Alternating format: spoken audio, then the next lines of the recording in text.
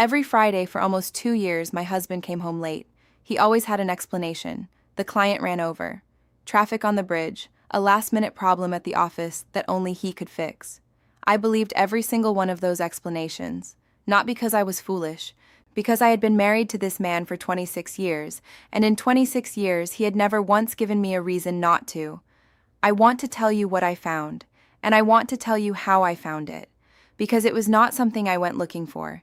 It found me, and once it did, I understood that some things, once you see them, you cannot choose to unsee. Richard and I met at a friend's wedding in the fall of 1999. I was 31, he was 33, and he asked me to dance because, he told me later, I was the only woman there who looked like she was actually enjoying the band. We were married a year and a half after that, in a small church with folding chairs and too many candles, and neither of us had any money, and neither of us cared. We built our life the slow way, a rented house first, then a mortgage. Tom came along 4 years in. I worked at the elementary school library. Richard worked his way up at the same manufacturing company for nearly the whole span of our marriage. We were not exciting people, we were steady people. I used to think that was the whole point. Long marriages are not made of grand moments. They are made of thousands of small ones. Who takes the trash out without being asked? Who remembers how you take your coffee? Who notices when you are tired before you say a word?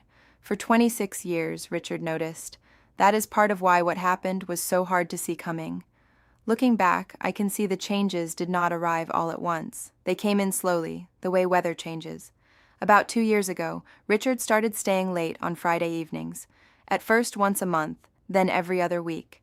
By spring, it was every single Friday, so fixed a part of our life that I stopped even marking it as unusual. There was the way his phone started sitting face down on the counter, which was new. There was a name I heard once in the fall when he was on the phone in the garage and thought the door was shut all the way. A woman's name, Dana. He said it easy and familiar, the way you say a name you have used many times before. When he came in a few minutes later, I almost asked who Dana was. I did not. I told myself it was probably someone from the office, and I believed myself. There were other small things too. Richard had started going to the gym on Tuesday evenings, which he had never done before, and coming home smelling faintly of a cologne I did not recognize. He had started taking calls in the garage more often, always with the door most of the way shut. None of it on its own was anything. All of it together, I understand now, was everything. I want to tell you about one particular Friday, because it is the one I think about most now, even though at the time it felt like every other one. It was early April. I had made a pot roast, the kind that takes most of the afternoon. I set the table for 2. 6 came, then 6:30. By 7, the roast had gone from perfect to merely good, and I turned the oven down low to keep it there. He came in just after 7:30. I remember exactly how he said it. His voice was relaxed, not the voice of a man who thought he had anything to explain. A client had kept him longer than expected, he said, and traffic on the bridge had made it worse on top of it. I told him the roast had held up fine, and I got up to fix him a plate, and he kissed the top of my head on his way to wash his hands, the same as 1,000 times before. We ate. We talked about Tom's new job and a leak in the garage roof. The evening closed itself back up around us, ordinary and warm, the way it always did. I noticed one thing that evening I did not mention to him. When he set his phone face down, I saw, for just a moment before the screen went dark, a small green icon at the top. Our family location app, the one we had set up years earlier when Tom was learning to drive. We had never turned it off. I had genuinely forgotten it was still on both our phones. The following morning was a Saturday, quiet the way our Saturdays usually were. Richard had gone to the hardware store early for something to patch the garage roof. I was in the kitchen in my robe, and I reached across the counter for my phone to check the weather. It was not my phone, it was his. He had left it behind by accident, which almost never happened, and I picked it up without looking closely, the way you do 100 small automatic things every morning. I did not open it to look for anything. I want you to understand that, because it matters to me. I had simply picked up the wrong phone, and the screen was already lit, and the green icon was sitting right there, the way it always did, and my thumb moved before my mind had made any decision at all. I want to stop here for a moment. On the other side of that small, thoughtless tap of my thumb was a version of my life I did not yet know I was about to lose. I was still, in that instant, a woman who trusted her husband completely. I did not know yet that I would not be that woman again. The app opened the way it always did, a small map with 2 circles on it. I saw Richard's dot first, sitting at the hardware store on Route 9, exactly where he said he would be. That was almost a relief, and I nearly closed it right there. But my thumb was already moving toward the history button, the one that shows where a person has been rather than where they are right now. I do not know why I tapped it. Some small, quiet part of me wanted to see something before I could talk myself out of wanting to see it. The screen filled with gray dots, weeks and weeks of them. Our house, his office downtown, the grocery store, the gas station, the hardware store he was standing at right then, all of it looked exactly like the life I already knew. Then I filtered the history down to Fridays only. The app let you sort by day of the week. I tapped it, and 1.5 years of Fridays fell into place on the screen in front of me. It did not come to me all at once. Understanding, when it is real, does not arrive like a light switching on. It rises slowly, the way cold water rises around your ankles before you register that you are standing in a flood. I watched the same small residential street appear, Friday after Friday, going back further than I had the patience to count. It was a house on Larkspur Lane, a street I did not recognize, 12 minutes from our own front door. Not the office, not a client site, not the bridge, not the traffic, not any of the reasons I had been given, one after another, for 2 years running. My hands went cold first, before anything else, then a pressure behind my eyes, not tears yet, just pressure, like something building that had not decided what shape it would take. I sat down at the kitchen table, though I do not remember deciding to sit. I did not cry. I sat very still, in my own robe, with my own coffee going cold beside me, and I looked at 18 months of Friday evenings laid out in small gray dots, and I understood, in a way I could not yet put into words, that my marriage was not what I had believed it to be. I decided before Richard came home with his roofing patch that I would not confront him that day. Not because I was afraid to, because I did not yet know enough, and I have never confronted anyone about anything without first being certain of my ground. The first person I called was Barbara, my closest friend of 30 years, the one person who had never told me what I wanted to hear when what I wanted to hear was not the truth. I told her everything, in the order it had happened. She did not gasp. She was quiet a moment, then asked if I was sitting down. I told her I already was. She told me that whatever I decided, I did not have to decide it that afternoon, and that she would come the moment I wanted her to, and that in the meantime I should not say one word to Richard until I was ready. I have thought many times since about how much that steadiness mattered. She did not tell me to leave him or to forgive him. She told me I had time, which was the one thing I did not know I needed to hear. Before Richard came in, I put his phone back exactly where I found it, face down, at the same angle, with a strange, careful precision, the way you set down something fragile you are not supposed to have touched at all.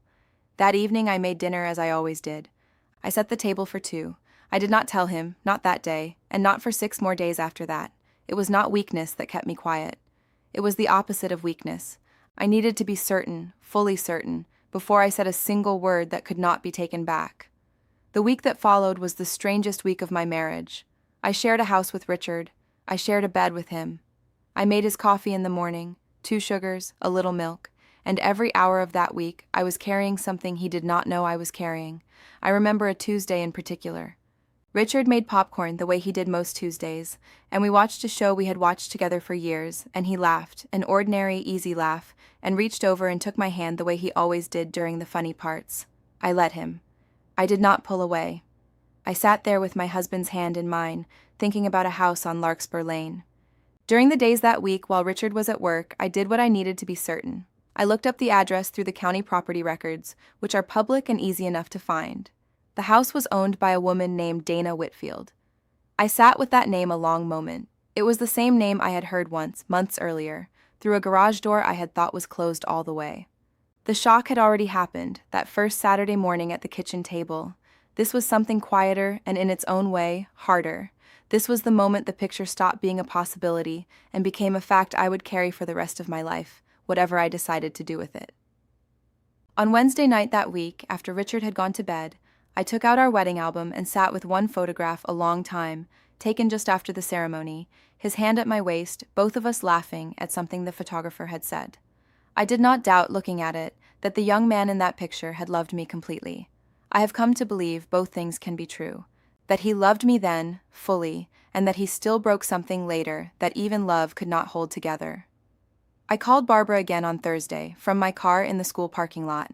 She asked me the question I had known she would eventually ask. Had I decided what I wanted to do?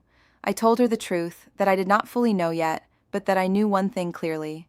I was not going to spend the rest of my life pretending I had not seen what I had seen. Whatever came next, it would not be built on top of a silence I had chosen to keep forever. That week, I thought often about the early years. The wedding with the folding chairs. The house we bought with almost nothing down. The nights Richard sat up with Tom when he had croup as a baby, walking him across the living room for hours so I could sleep. Those things were real, and it would not be fair to tell this story as though none of the 26 years mattered. Real love and real deception can live in the same marriage. That is one of the hardest things I have ever had to accept.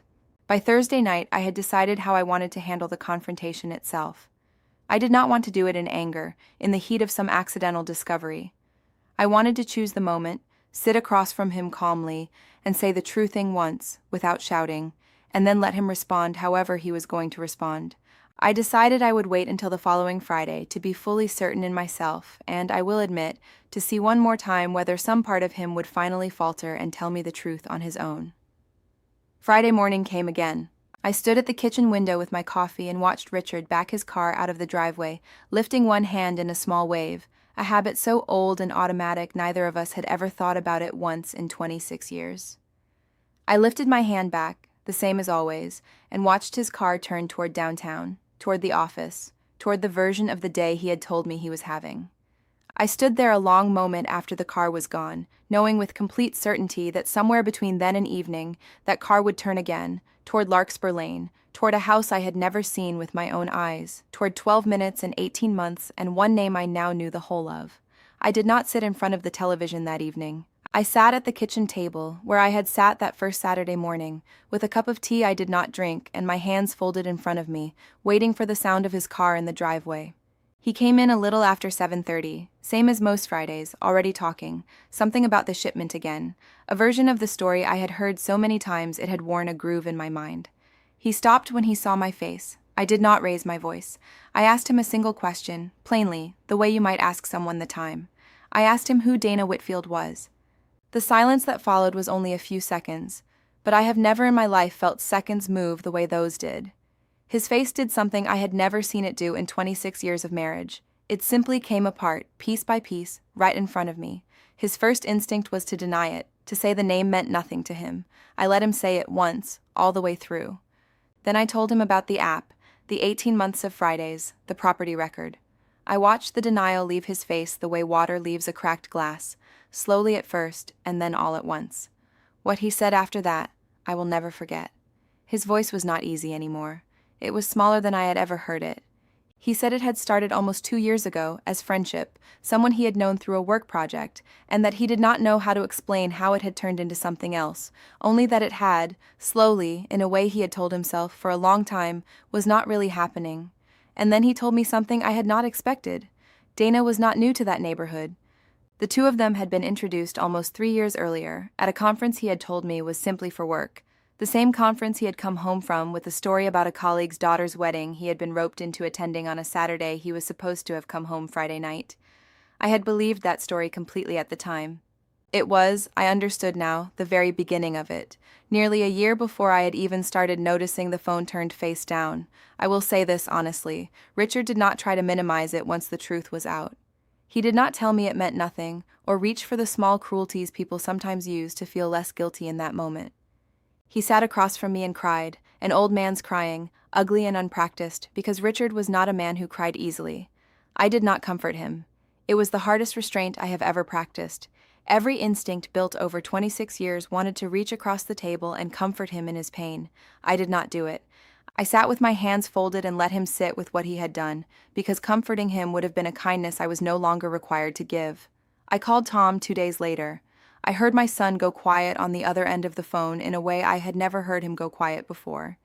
He told me, in a voice that cracked in the middle of the sentence, that he did not know how to be angry at his father and sad for him at the same time, but that he seemed to be doing both. I told him I understood exactly what he meant, because I was doing the same thing myself.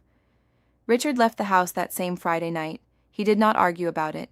He packed a bag with the quiet efficiency of a man who understood on some level that he had forfeited the right to argue about anything. I heard the front door close behind him a little after 10. I sat alone at the kitchen table where the whole evening had unfolded, in a house that was suddenly completely quiet. The months after that Friday were made almost entirely of practical things. Grief does not announce itself in dramatic scenes nearly as often as it hides itself inside paperwork. There were lawyers, the house to sort out, the accounts, the slow, unglamorous work of separating 26 years of a shared life into two. I will not pretend that part was not painful. Every account had a story behind it, but I found, to my own surprise, that I was steadier through it than I expected. I had already done the hardest work, sitting alone at that kitchen table with a map full of gray dots. Everything after that was simply the slow business of making the outside of my life match what I already understood to be true on the inside. People sometimes ask me what I kept, meaning the house or the furniture. I did keep the house, and I am glad of it because it is full of Tom's childhood and my own good years. But that is not really what I kept, not the part that matters most. What I kept was my own sense of who I had been inside that marriage. I had been present, I had been honest. I had shown up for 26 years with my whole self, even on the Fridays I now understand were not what I believed them to be. Richard's choices were his own. They did not undo the truth of who I had been. Barbara stayed exactly what she had always been, a steady thread running through the hardest year of my life. She sat with me at the kitchen table more evenings than I could count. She did not try to fix what could not be fixed. She simply stayed, which I have come to believe is the rarer and more valuable thing a friend can offer. I rebuilt my days slowly. I kept the Monday grill going, on my own now, because I had come to genuinely love the ritual of it. I kept my Wednesday book club and started walking most mornings with a neighbor, Ellen, a friendship that arrived quietly in the middle of an old life falling apart. I want to tell you about one particular morning, because it is the one I think of now when I try to explain how I finally began to feel like myself again. It was late autumn, almost a year after that first Saturday at the kitchen table. I was standing at the same window, coffee in hand, watching the leaves come down off the maple tree in the side yard, and I noticed, almost without meaning to, that I felt something close to peace. It was not happiness exactly, not yet. It was quieter than that. It was the simple, solid feeling of being fully at home in my own life again, without waiting for a car in the driveway, without wondering what a face-down phone might mean, without carrying anything I had not chosen to carry. I have thought a great deal about what those 26 years actually were. I do not believe the whole of it was false. Richard loved me, in the ways he knew how to, for most of our marriage. The wedding with the folding chairs was real. The nights walking a sick baby across the living room floor were real. What was not real was the last 2 years, and even inside that, I believe what was false was smaller than what was true. I do not say that to excuse him. I say it because it is the honest shape of the thing, and honesty is what I have chosen to build the rest of my life around. There is no version of this story that does not cost something real. I lost 26 years of believing my marriage was whole all the way through. I have simply learned to carry it without it defining every day that comes after. If you are listening to this, and you are somewhere in the middle of your own version of what I went through, still telling yourself reasonable stories about a phone turned face down, or a name you heard once through a door that was not quite closed, I want to tell you the one thing I wish someone had told me earlier. You are allowed to take your time. You are allowed to be certain before you speak. And whatever you decide, you are allowed to choose yourself fully without apologizing for it. I am 61 years old now. I have been divorced for a little over a year. My house is quiet in the mornings, and most days that quiet feels like mine rather than like something missing. Trust, I have come to believe, is not something you either have completely or lose completely. It is something you rebuild, slowly, with yourself first, and then, if you choose to, with the world around you. I am still in the rebuilding, but I am doing it on my own 2 feet, in my own kitchen, in a life that is, finally, entirely and honestly my own.